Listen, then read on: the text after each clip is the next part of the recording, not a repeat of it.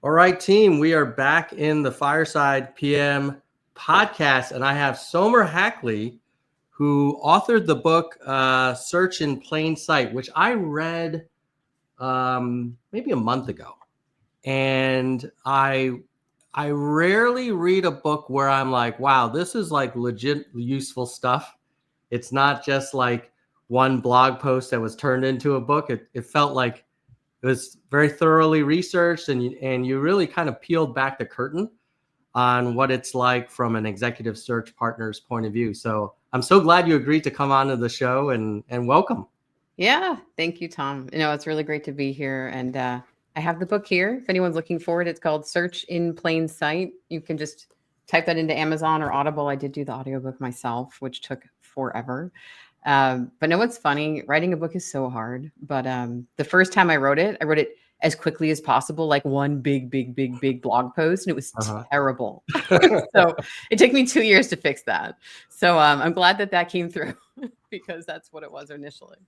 Yeah, it definitely it felt very well done, and I could see how maybe it started out as like a brain dump, but then like the structure and all the vignettes and all the details, and then references to other sources, like it felt like a legit book.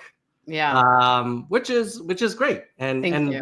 the I listened on Audible, so Oh yeah, cool. Good. I thought the narration was well done as well. Thank So you. I kudos appreciate to that. you. Yeah. Yeah, it was a lot of work. But yeah, happy to chat about it and chat to your audience about all the inside scoop of executive search and how it all works. Yeah, love it. Before we jump into that, I'm thinking that probably was way more work than you anticipated when you decided to write the book. Yeah. Is that fair?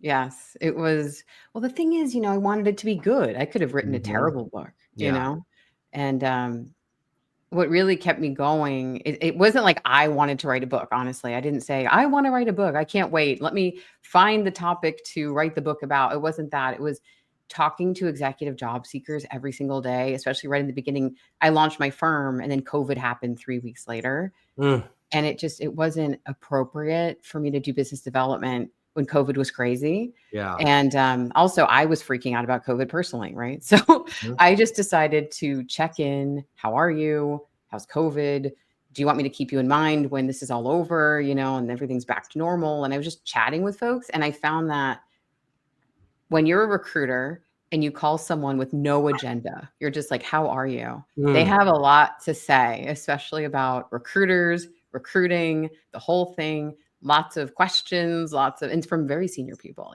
So I found myself just answering all these questions and just feeling tremendous empathy for everyone I was listening to and talking with. And that's why the book came to be. I was like, I just need to get this all out there. It's not a big secret. Like, it just needs to exist for everybody. And so that's why I want it to be good. And that's what took forever. So, yeah. What a roller coaster ride you've been on, to the extent that you were very successful in established exec search firms. Then you decide to hang your own shingle. And then you've got COVID. But then we had the post. And then it was great. Boom, right? Yeah. And then now we're kind of in a new phase, which is kind of restructuring, but still a lot of excitement around AI. Yes. How's that kind of up and down been for you? Yeah, it's I would throw in there, I the first thing my head went to is, and I got pregnant and had a baby, so then I was like even more COVID conscious. But then when, he got unleashed into daycare in 2022, it was like all bets are off and at least, things can get back to normal. But I was very pregnant getting this book done, and I put it on Amazon, and then we had our baby a week after the book was published. So I'm glad it was in that order. So yeah, so not only like figuring work out, but figuring out momhood at the same time was very interesting. But I will tell you, a lot of the advice I dish out in the book, a lot of it is because I have to take it myself, and mindset, confidence, owning your story, surrounding yourself with your fan club, all the things we can talk about. But like, these are like deep-seated things in my own persona of remind myself of surrounding myself with people who want me to win. Make sure I show up the right way. And like, why, if I don't have confidence, why can I diagnose that and do things that make me confident. And so honestly, a lot of it was kind of great that I was writing this book for job seekers, but a lot of it was also me for starting my own business from scratch, taking my own advice and people cheering me on the same way I'm cheering job seekers on at the same time. So it kind of helped me through all of it. That comment about confidence really resonates with me because I recently took a continuing studies course at Stanford based on their interpersonal skills dynamics workshop, also known as touchy-feely at the business school. And one of the biggest takeaways was how we interact in teams and in organizations often has roots into how you see yourself. And how you see yourself often has roots into things that you've gone through sometimes very early in life. And really kind of being at peace with who you are and feeling good about it is kind of the foundation for a lot of confident leadership. So totally hear you there. And I think it comes through, now as a small angel investor, when I'm meeting with founders, like you just tell within 30 seconds if someone's really grounded and knows who they are and is going to do, great things. And then others who are, still going through their development journey and maybe not quite ready for the big kind of outcome down the road. So thank you for sharing that. Let's talk a little bit about the book.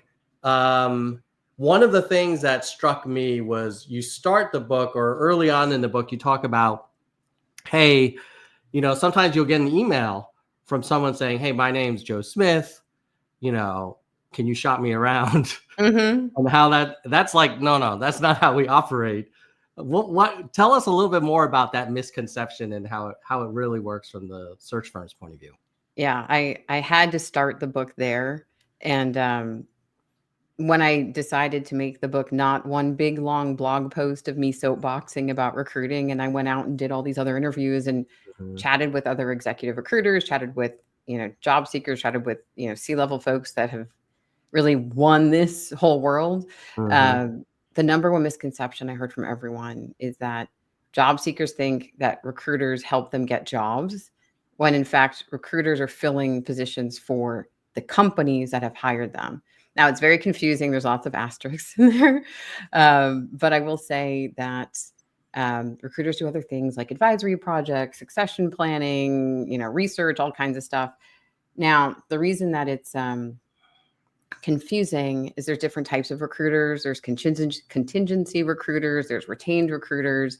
It kind of comes down to, I think, if something's free, then you're the product, right? Kind of thing. So, I had a long, thought like process back in the day of like, how do I explain the differences between contingency and retained? And they're just very different from each other. But essentially, the contingency firms in general, a lot of the way I was trained and what I see online is they're pitching candidates. So they are essentially shopping candidates around to get contracts signed with companies. The candidate's the product to open the door, so they'll shop like certain candidates around, but they're not helping everyone get a job. The candidate is more of that door opener. So in retained executive search, that is not the case at all. The company will sit down with the search firm and say, here's what we're looking for. Here's the journey we're going on. Now send us the top 5 people in the world for that role. And so the search firm has to go out and say, not only who's qualified, but who are the top people. And that's a whole other process and a whole other skill set. And it's really up to the search firm to make these determinations with the client. We're meeting every week. We're showing show our work in the background of who we're talking to, what market sentiment is, those sorts of things. But yeah, no, my whole inbox, especially now that the book has taken off, is here's my resume. Here's my resume. Can you help? Do you have anything? Or, hey, can you review my resume? What feedback do you have? Or look at my LinkedIn. And, and it's tricky because as I mentioned before, I wrote the book because like, I really do have empathy for everyone. Like I always am putting myself in everyone else's shoes. I write back to every email that isn't spam, and that's hard. And I try to review resumes when I can. And now that I'm a mom, I'll just multitask it at nighttime, like during, trying to get him to stay in his own bed and stuff like that. But yeah, it's hard. But ultimately, the point is knowing what recruiters do and what they don't do can help job seekers frame the conversation so that when they approach recruiters and they say, hey, here's who I am. It's not, can you review my resume? It's a totally different message. And that's how people can stand out and just stay top of mind. Yeah. The other thing that struck me about that was that it seemed like a somewhat inefficient process, to the extent that, if you're a job seeker and you reach out to an exec search firm, you're kind of hoping that the stars align, that they happen to have an active search right now, and they're looking for someone just like you. And that's sort of, kind of drawing an inside straight. I'm guessing that's just kind of the way the world works. And so job seekers should know, even if they do reach out to exec search firms in the appropriate way, the hit rate's going to be low. Most likely you'll be on their radar for a little while. And then, if something comes up and you're lucky, that's great. But if not, then, you move on. Is that fair? Yes. And the other thing would be assuming that's the case next week also, because these searches take time. And so in general, I would say the best cadence is check in once a quarter, which I know if you're actively looking, that can seem like an eternity, but it really is the right amount of time to reach back out. And here's the thing though, do it when you're not looking, right? Like keep on reaching out once a quarter forever. And now people for 10 years, and but yeah, I liked your point of what are the chances? Now, sometimes it happens, right? Sometimes there's a role I'm looking to fill and the person reaches out and I'm like, I might not have reached out to you because you're a C-level person. This is VP, but you know what, given what you're talking about, this might be interesting. So sometimes that has happened, but in general, it's very rare. So yeah, I would say when you're reaching out, assume the recruiter has nothing that works for you right now, the nothing that you're interested in. So yeah, just framing it about the future is much more effective.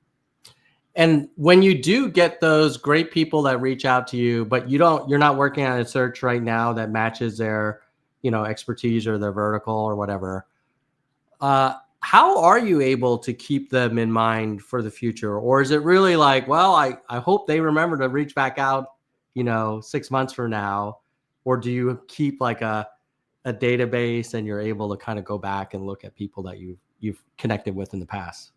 Yeah, it's really hard. But let me tell you how my brain works, because I'm like you. I like how you mentioned childhood psychology. I'm very into all this kind of stuff. I'm not going to go down that route now. But so maybe the way my brain works isn't how everybody's brain works. So I'll tell you what I've seen. I've trained recruiting teams. I've sat on, cube land of big search firms in Manhattan, so I think I have some good perspective.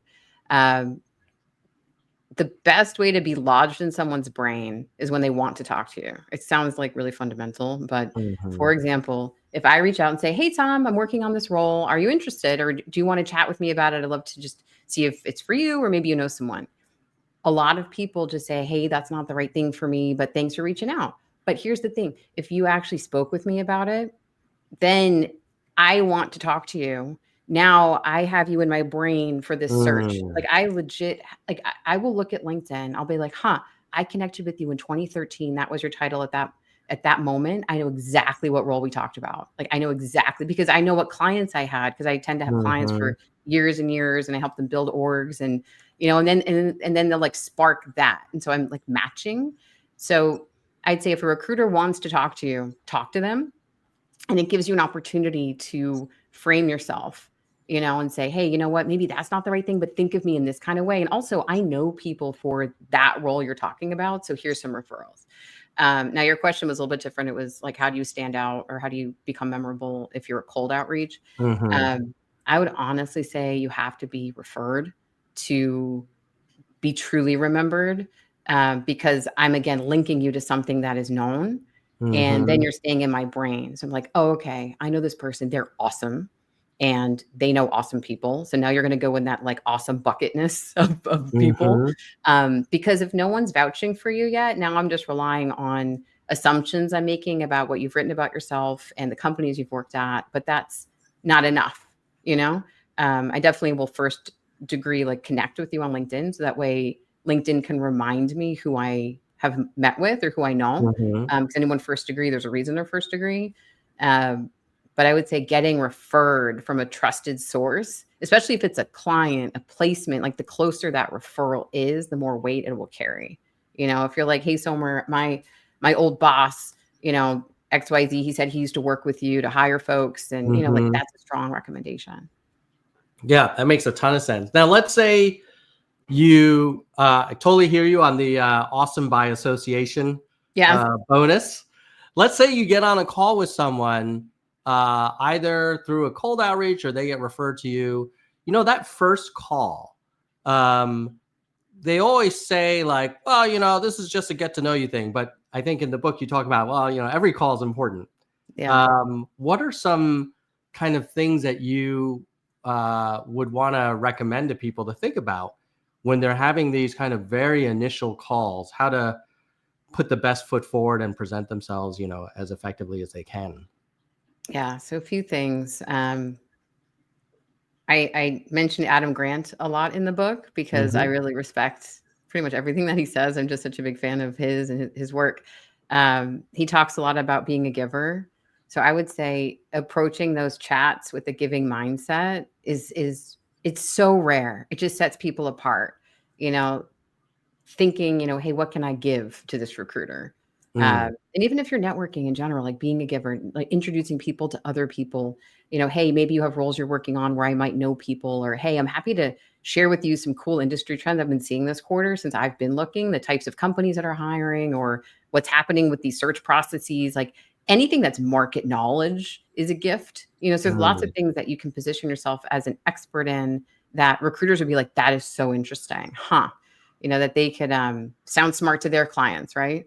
Or find candidates for their searches. Or if you really, really like the recruiter, maybe you send them leads like, hey, I interviewed for this role. I didn't get it. It wasn't through a recruiter. Maybe you want to try. I've had people do that. So I'd say number one is approaching it with a giving sort of attitude and mindset versus purely taking like, hey, I'm looking. Will you look at my resume? Do you have anything? That's what most people do, which is fine. But I'd say the giving mindset makes people really stand out. Other than that, I would say most people speak about themselves chronologically. I started out here and then I worked here and then I worked there and here I am. And here's what I'm targeting next. And it's hard to be memorable that way. It's great information, but just assume people have your LinkedIn, like they've looked at it, right? Like they see it all. So no need. So what the recruiter's not doing though is they're not drawing correlations of because of all the things, like here's who you are now and here's where you add value to the next place. So people that are like really great at this, they're really great at numbers and lists, and they'll say, look, I've done this 3 times. I've done it in this sort of environment, that sort of environment. And here's how I approach it. And, and really in the book, I talk about think of me when, which is planting seeds for journey matching, because I view recruiting as journey matching, not just title matching or industry matching. It's not just, if it were that easy, right? Anyone could just type in chief product officer, done, right? So it's really around journeys. And so if you get really good at defining the journeys you're good at and saying, look, I'm really good at taking companies from here to here. So think of me when you talk to a company going through this thing, that's what I've done. And here's where I've done it. So I'll pause there. It's a lot, but that's what I say, the giving and the journey matching. I think the Think of Me framework is really compelling. And I think part of it is because, number one, it requires a level of introspection and honesty about what you really want and what you want to do and what you're great at. And I think the second thing is it requires the candidate to be pretty strategic about saying, because you're effectively saying, that means there's other types of things where I'm not the world's best. Right. And I think a lot of candidates may be hesitant to kind of narrow their market. But just like product development, you really want to nail your ideal customer profile and nail your critical user journey and be the best at that. And I think similarly for your career, to be able to say like, this is the kind of thing that I was made for. I love it. I've done it before. If something comes up, like, let me know. It sounds like that resonates a lot more than here's my bio. Exactly. Yeah. Like you're just helping people think of you, right? And the more specific you are, the better, and if you think about anything, like if you come to me and say, look, I'm looking for a job, I'll do anything. I do all of it really well.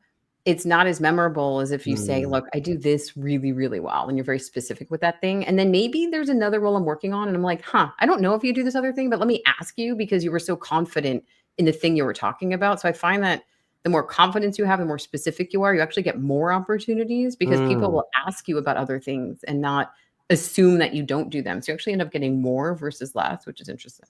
Yeah, yeah, and that's counterintuitive, but It is, when but you I've tried it describe out it, it myself, makes sense. with my own business, and I'm like, Yeah. yeah, if I'm more specific, then people will think of me for more. So it's interesting. Yeah, love it.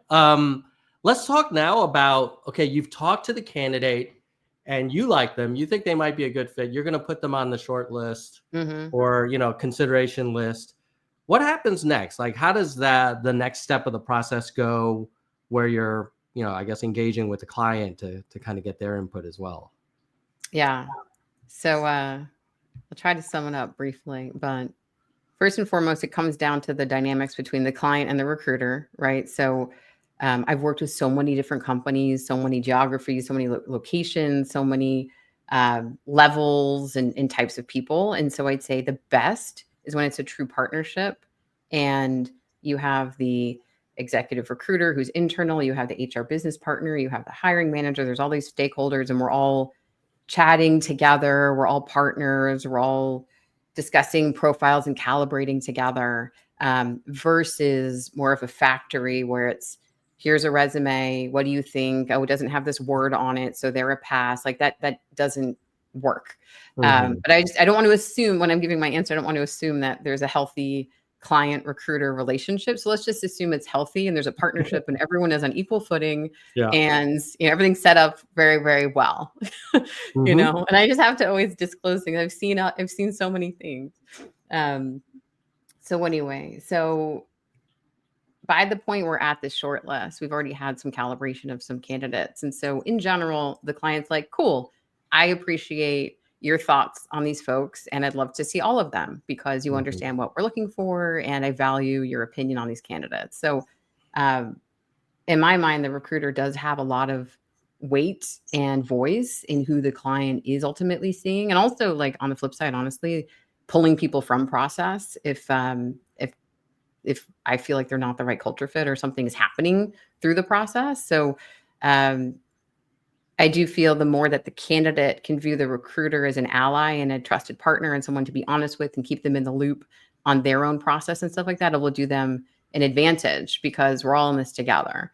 But after that, then the candidates will interview with the client. We share feedback from both sides. And then it's just a delicate dance of, yes, my role is to help the client hire the best person, but I also want to make sure I'm making the right recommendations and I'm sharing back what the candidates are saying, their interest level, if they have concerns, comp expectations, all sorts of things, And I feel like our role as recruiters is to set expectations and prevent surprises versus just wait and see and kick back and see what happens, and then just like firefight when things fall apart, which is not the situation you want to be in because we're dealing with people. There's going to be something that pops up. It will pop up. Just assume everything is going to pop up. Right. So, so let's just be that trusted person with everyone. So the recruiter is going to ask the candidate a million questions because they're trying to gauge what to share back to the client. And now the last thing I'll say is once the recruiter has decided to put you forward, because you said we're at that point, right? Like you've Hmm. decided to put these candidates forward. Like the recruiter wants you to do well. Like they have endorsed you. They were like, you are one of these, let's say 5 people that are going Hmm. forward. So please do well, So like I want you to win. If you don't, I look very bad, Yeah. So I'm going to prep you. I'm going to let you know what to expect. I'm going to let you know maybe where other candidates fell short. I'll let you know how many other Hmm. candidates are in process. I'll let you know what the interviews look like I'm on your side because I want to look good too, right? So I think realizing that if you are going forward, like yes, like we're in this together, let's do this really well. So that's why I think it's even more important, like if you have things going on, other offers you're getting, questions, concerns around relocation, whatever it may be, just bringing it up so the recruiter can help you bring that up to the client the right way at the right time, because we can help buffer some of these messages. So anyway, it's a lot, but hopefully that'll make sense. It totally did. I mean, I have a follow-up there where you mentioned, hey, think of the recruiter as an advocate. I think a lot of candidates hesitate and feel like, well, I kind of want to keep my cards close to my vest Right. because the recruiter is going to divulge everything I say. And if I say, well, this is not really a top choice for me, they're not even going to consider me. Or if I tell them it is a top choice, they're going to lowball me on the offer. How do you help candidates think through what appear to be some conflicts? Yeah. Again, I have all of my asterisks, but not all recruiters are good people. Hopefully most are, right? So I think you do have to use your own judgment and gut feel with the person you're dealing with, right? First and foremost. So I do think if you have a gut feeling about something, it's there for a reason. Don't talk yourself out of it. Go with it. So because I do know there's different people in this world, like in any industry, like anywhere, right? So you do have to advocate for yourself first and foremost and do what's right for you. Now, that said, recruiters I've worked with have a really long-term, and myself included, have a very long-term view on wanting this to work, meaning the placement to be a great hire and stay, and the compensation to be right, and everything to be smooth and everyone to be happy, right? So if you have concerns, like for example, years ago, I had a candidate that was scheduled for a final, and he was very concerned about something. This was a long time ago. And he said, look, I'm not ready for this final. I think we should just cancel. I don't think I want this job. And he told me all the concerns. And the company was, and it's hard to hear that because the company wants this candidate so badly, right? And so what I did at that point in time was I listened, I reflected, and I went to the client and said, look, we're not going to schedule this final for tomorrow anymore because, he doesn't want to go and it's going to blow up, but B, let's do this instead. Let's have him talk to the hiring manager again and get to the bottom of this concern. And if they figure it out, cool, then we can schedule the final. And you know what, if this is valid, then let's just move on and we figured it out now. So that's what recruiters can do if we have all the details. And he ended up actually getting the job, being the placement and being great, so just giving me those sorts of details, I can help get to the root of the question, because all it is really like risk mitigation and information gathering on all sides. And it's a big decision. It's a big decision to quit a job, to take a job, to move, all these things. And so, yeah, of course you're going to have some questions. So yeah, but like I said, like you have to, if you think the recruiter is going to say, forget it, like let's just, and maybe you want to just forget it, you'll have to just go with your gut on some of this stuff, but you'll tell who the good recruiters are, who are like working with you to find the right outcome without being pressuring you or pushing you to do something that makes you uncomfortable. Yeah, I think it does require a recruiter who's playing the long game because, if they fill this role and you stick around, like the firm's going to get compensated. If this isn't the right role for you and they move you out of contention or they help you navigate to a different thing, they're not going to get paid till that next, role. And so it does require a recruiter who's really playing a long-term view here versus someone that's, just trying to crank out the numbers this month kind of thing. Yeah. And good work brings good work. This is a reputation business. Placements land and they build teams under them. Companies need other people in other areas, so goodness comes from good work. And, my mission is for everyone to realize that and not be transactional. And there are so many great recruiters out there, and that's how they operate. So I would tell your listeners to trust people, but if they get a weird feeling, then just go with that. All right, let's proceed now down this journey where candidate, you recommended them, company said, okay, yeah, let's talk to this person. The candidate then goes through the loop. And now maybe it's like a 2 or 3 stage process, and they're kind of like deep into like the end of the second stage, like entering the final lap with a few other shortlisted candidates. What advice do you have for candidates that clearly have passed like a lot of the initial screens, but now there can only be one? What do you see from candidates that do well in that situation? Yeah.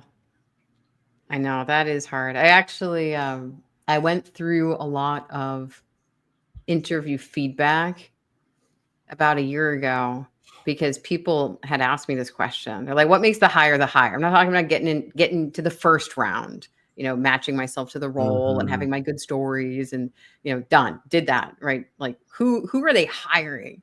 And it's always comes down to the soft stuff, to be honest. And I'd love your take on this too of what you're Mm. seeing, but it's likability, it's I wrote a post recently around 2025 and how the theme I'm hearing is just around de-risking yourself and mitigating risk and just being the safe choice. It doesn't mean Mm. like you're not transformational. It just means you got this, Mm. like you got this. They can hand this to you and you will do the right thing and move the company where it needs to go.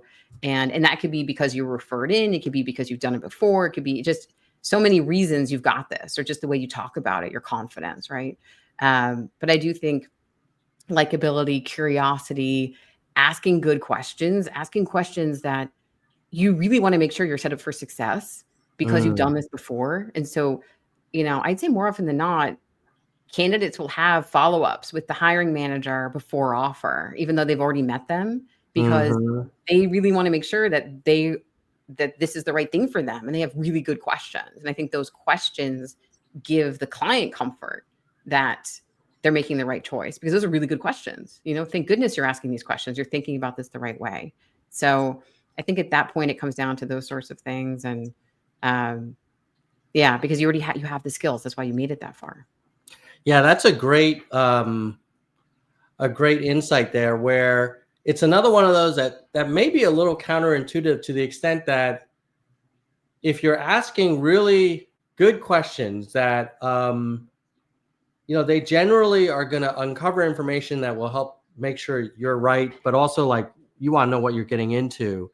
I think some people may shy away from that because they're like, Mhm. well, I don't want the hiring manager to think like I'm not sure if I want to be here, or I'm challenging their plan or whatever. But I think, to your point, if I'm on the other side of that receiving the question, I'm like, I'm glad he's asking these things, Yeah, because yeah, he needs to know what he's getting into, and I want to know how he's thinking about these things. yeah. So that makes a ton of sense. And in terms of that final lap thing, a few years ago, I made some pretty senior hires at Google, and we worked with our internal exec search firm. And there were a number of candidates that we really liked for a particular role. And I think we came down to it's like the top three.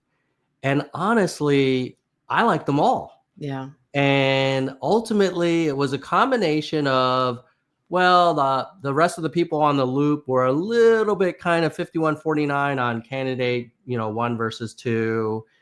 And then maybe candidate one had worked at a firm that was very similar to what we were looking into getting into.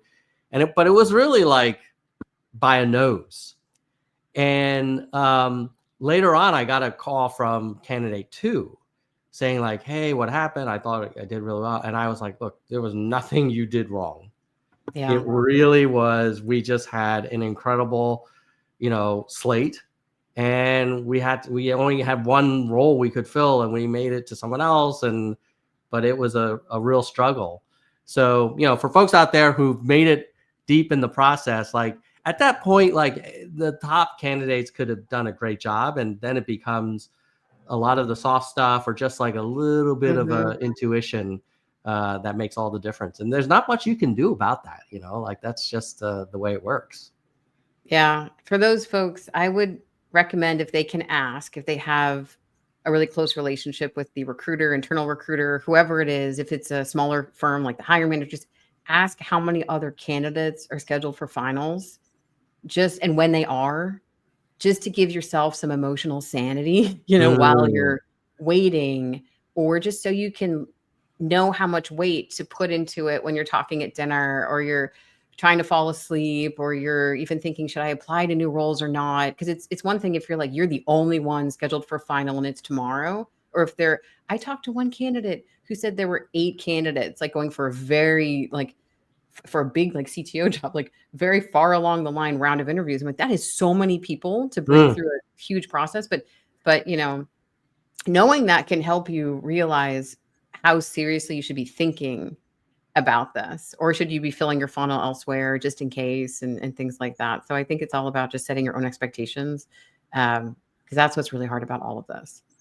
So let's talk about a related scenario where the candidate is in the final consideration, like they're meeting with maybe a board member or whatever. Like they're deep in this process. Yeah. But they know they're not the only one. In the book, you talk about encouraging people to consider asking the recruiter, like, where am I in this stack rank? Like, what's this looking like? And I don't think a lot of candidates would think that that's okay to ask. When you get that question, like, how do you feel about that, and how much are you comfortable divulging?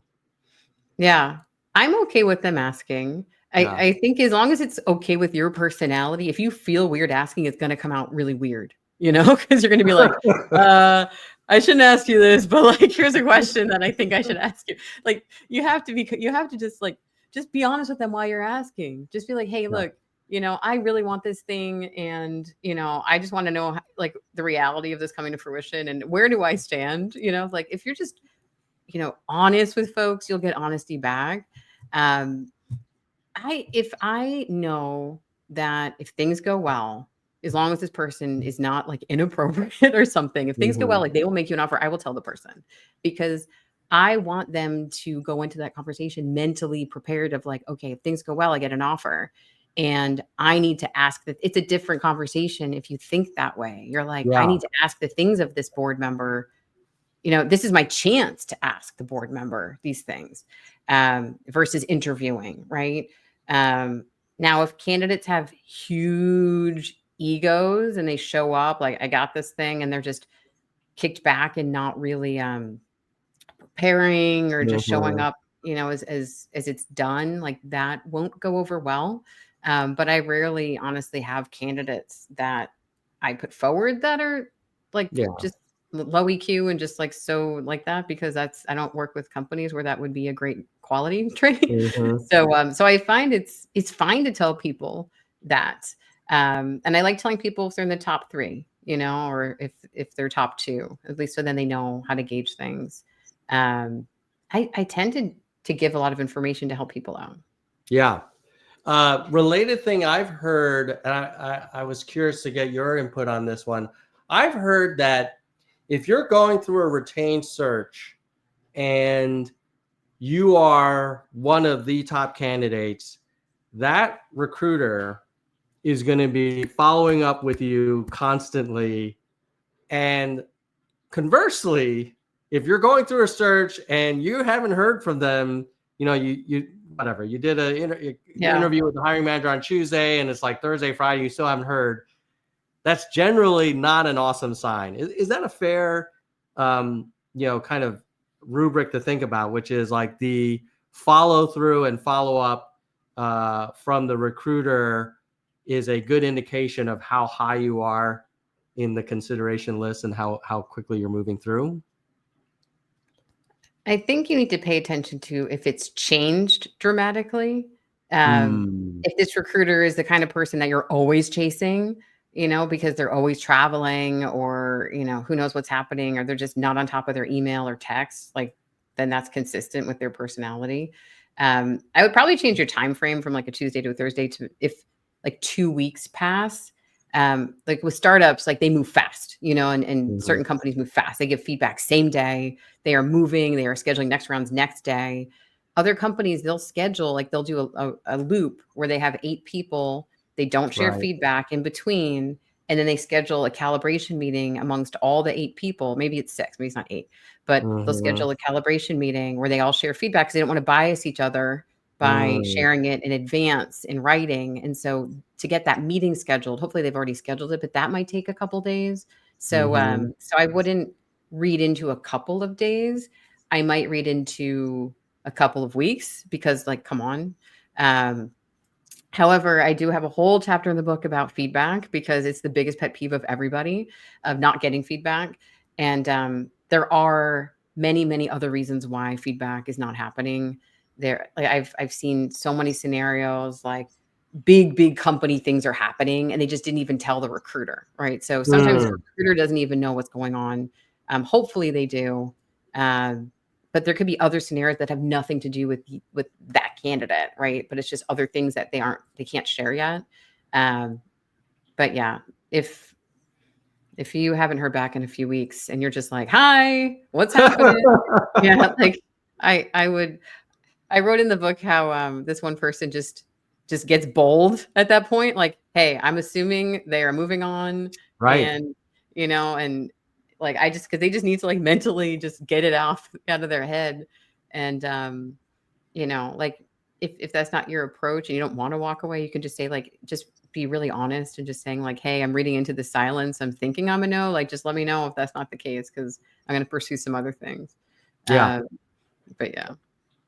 Makes a ton of sense. All right. Let's say now that you actually made it past the finish line first, and the recruiter's like, hey, great news.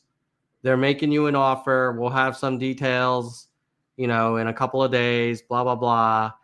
And they ask you again, maybe they asked you in the initial call, but what are your, let's talk about compensation expectations.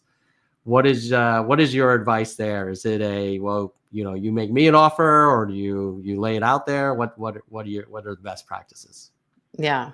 And there's lots of opinions and trainings and videos and advice and books and all kinds of stuff on this. So I've done a lot of research myself as well. So keep in mind, my perspective is from the external recruiter search firm point of view and my relationship with the candidate. Now I love my when I was thinking of the word like community, job seekers, like all these people in my network. I love all these people because they will send me videos to watch. Be like, what do you think of this advice on compensation? Like, huh, that's interesting. Yeah. So like I'm constantly getting my brain going in different directions on all this. So, but I do think if I stick to like my perspective, is there's me, there's the candidate, there's the internal recruiter. At a big company, there's a compensation committee, there's a hiring manager. So there's a lot of different people here. Startups are a different story, right? But let's say I'm trying to make sure that internal recruiter can go to the hiring manager and the compensation person with a number or with numbers that when we go to the candidate, they'll be accepted. Because for them to go back, it's really hard. It's really hard to say, okay, they'll take X. And it's like, oh, a candidate says no. And then they go back to the hiring manager, the comp committee, and they're like, then now they're looking bad. I'm looking bad. Right. It's a lot of meetings and chat. And when I set them up, I'm setting them up with here's what it's going to take, Right. and then if they come back. So anyway, this is why first phone call, we're talking about compensation. Right before like second round interview, we're rediscussing. I take really good notes. Hey, last time we spoke, you said this, still the case, we talk about it again and again and again and again. And I'm also very careful to couch everything with all sides of like, I know things will change. I know like you don't really know a lot yet about the role. And you still have to really look up all your unvested equity. You have to understand how much you'd be walking away from depending on what month it is this year with your year-end cash bonus, depending when that's coming. Like I totally get the complexity, but so let's just keep talking about it. It's like a multi channel conversation. But I'm also doing the same on the hiring manager side. Like, look, their gut reaction was this. I'll share what I'm seeing in the market. Like, here's what I think, maybe if I think they're underpaid or, what my gut feel is on this stuff. Like we want it to work for everybody. And like I said before, like preventing surprises and setting expectations. So doing it all the time.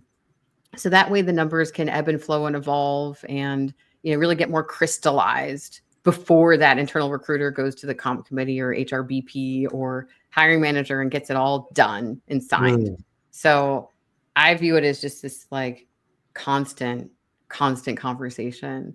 And that's why I think it's so important that folks know what they want to make. And I know there's different takes on that, but I really truly believe in anchoring.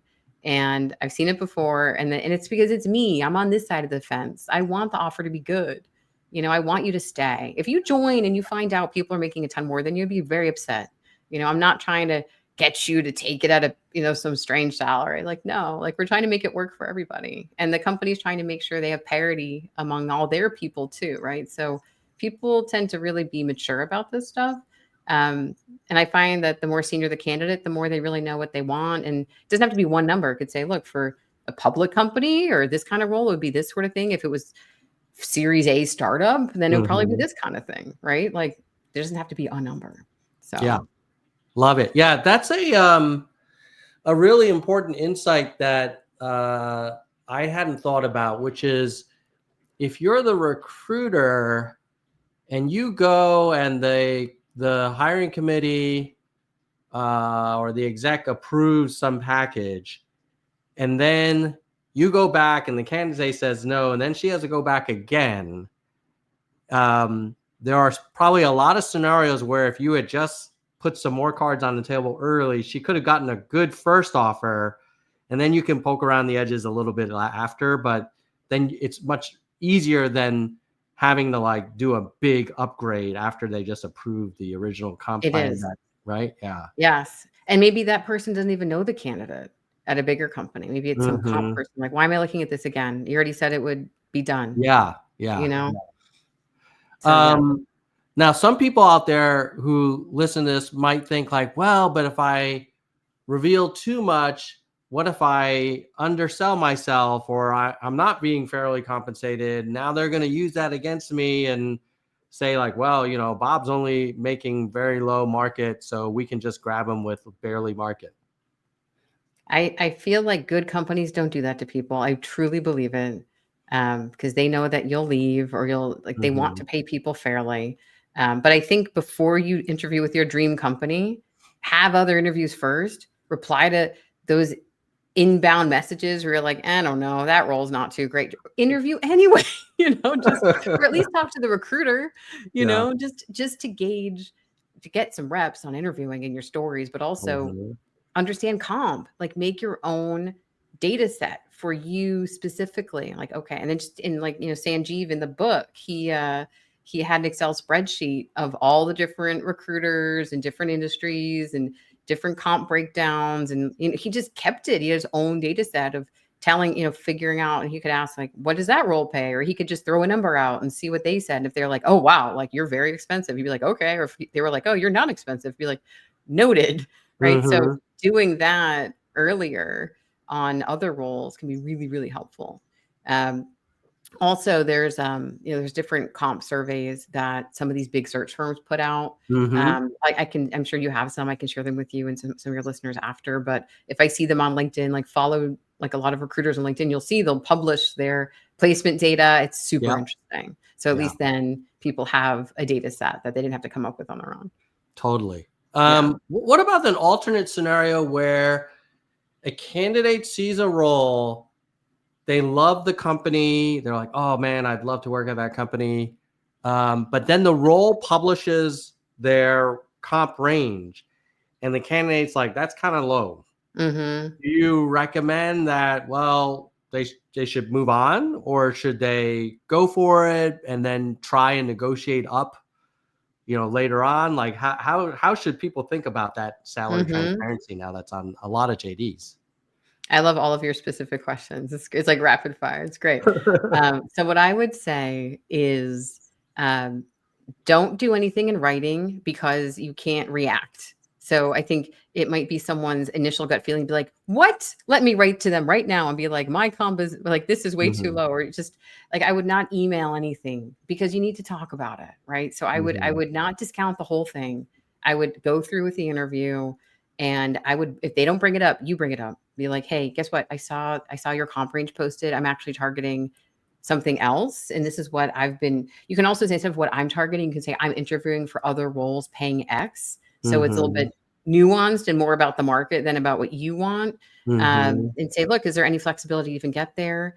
And you might be surprised. Like I have been surprised by, companies shifting roles, saying, you know what, we can move these other people under you too, since you're so great. Or companies saying, you know what, in 3 months, we're about to open this other thing. We didn't even post it yet. So let's stay in touch on that thing. And we'll talk about that, because we don't want to shoehorn you into this if it's too junior anyway. So I find that bring it up, be upfront. it's better doing that than just waiting and seeing and surprising everyone at the end with information you clearly had already, and then being like, oh no, it's too low, and then it's kind of like the door's closed Mhm. versus being more in control of it and creating a narrative for yourself. So I find that things working out really well when people are just upfront. Okay, this has been a terrific conversation, Somer. I feel like we've complemented the book really well. Let me Covered so much so fast. Yeah. yeah, this has been great. This has been awesome. Let me wrap up with maybe something people don't often talk about, which is, let's say you've negotiated, you get the role, you're at the company now. What is the relationship? Is there any expectation of a relationship after? So now you're in the new role, and I think many of us are like, okay, I'm doing my new job now. Is there best practices on how to kind of continue to engage or keep that kind of relationship going? Obviously, if you're building the team, then you like this Right. recruiter, you can work with them and retain them to kind of help you build out your team. What about for your own future, next adventure a few years from now? How do you recommend kind of keeping those lines open? Yeah. I think this is what's great about text message is it doesn't have to be a whole Mm. thing. I think as soon as you can get to text with anybody, get to text. Whether it's hiring managers, internal recruiters, external recruiters, anyone you're networking with, just, hey, what's your cell? Is it cool if we text? And it's just that way you can say, hey, how are you, just checking in, or hey, let me know if you want to catch up sometime. It doesn't have to, or happy new year, happy this, loved your LinkedIn post about that thing. It doesn't have to be this like well-crafted, glorious check-in email, that people like spend too long editing and making shorter. And, Right. so people will text me like every 3 months, every 6 months, like forever, and whether they're a candidate, then they're a client, then they're a candidate, then they're a client, and it flip-flops, which is so cool. And you just never know. And so I love it. Just people know like about my son, it could be, it doesn't have to just be about work at that point. You kind of get to know people over time. So yeah, that's what I'd Great say. advice, Homer. Anything that I didn't ask you that I should have before we Oh wrap man. up? Well, the book is 300 pages. So there's like so much in here. Um, no, I think that is a lot of it. Trying to think if there's anything big. I guess I'll just end it with how we started, which is mindset.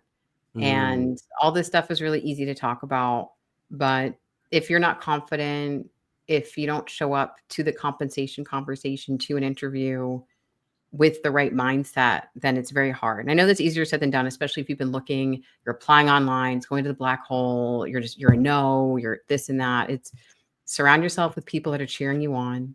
They will lift you up. They are out there. Maybe you haven't talked to them in 10 years. Who cares? Hey, how are you? Just want to catch up. Like, people love you. Just talk to them. Like, talk though, not just email, like talk to them.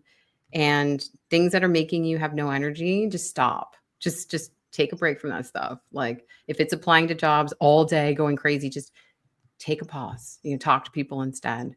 Um, and the other thing on mindset is I think um, approaching everything with curiosity can really help ease any kind of jitters, so just really wanting to learn everything and can kind of take the edge off of feeling like you have to impress everyone, mm. and so and even when I went out to write this book, I felt like I knew a lot about recruiting, but I approached every single conversation with like, what do you think the biggest question is about this thing, versus me saying I think this, right?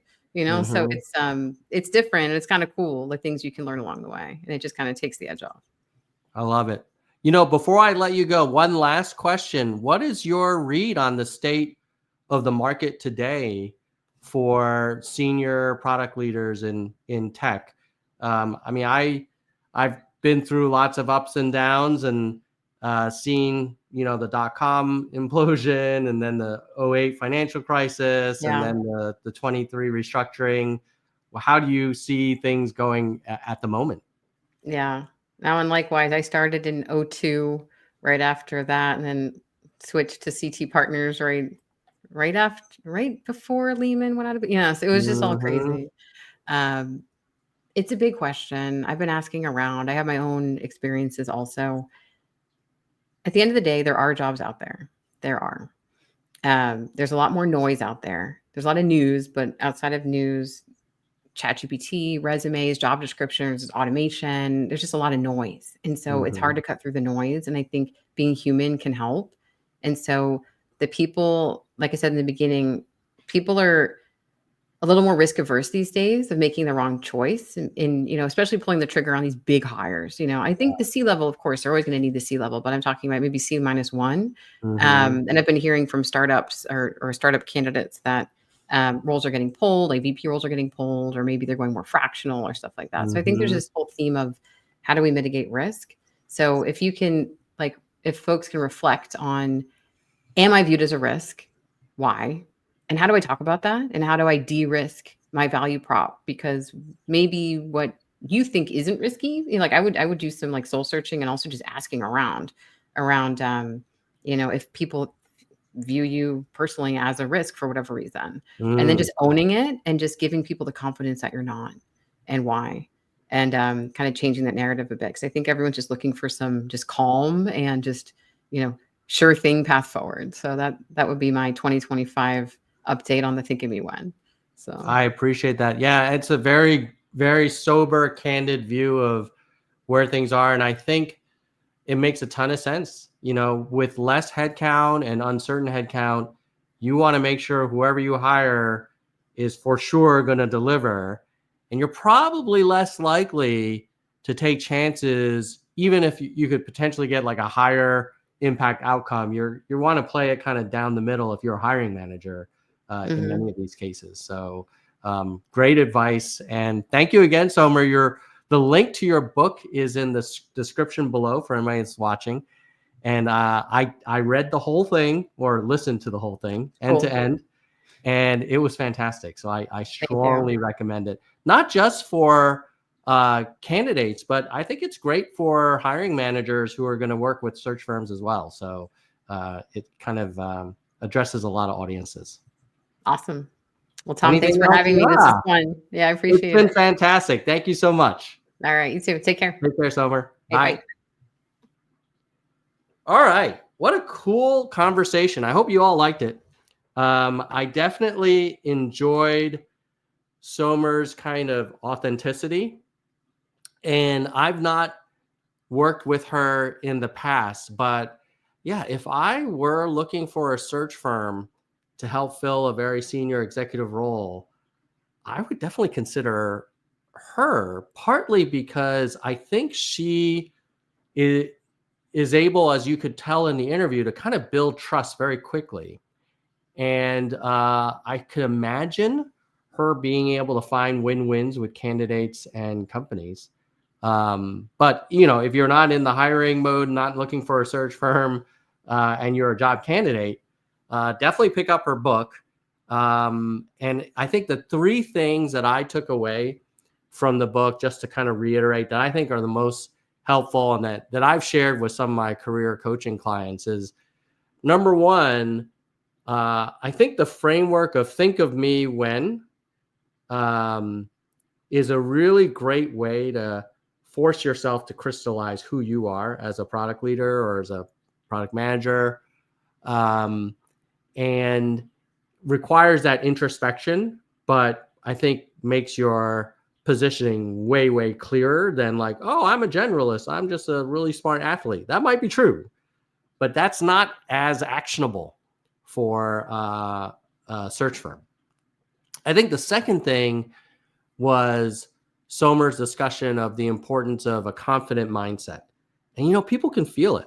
Like if you're feeling good and you feel good about yourself and you're going to make things happen, like it comes through the Zoom or it comes through in the face-to-face for sure.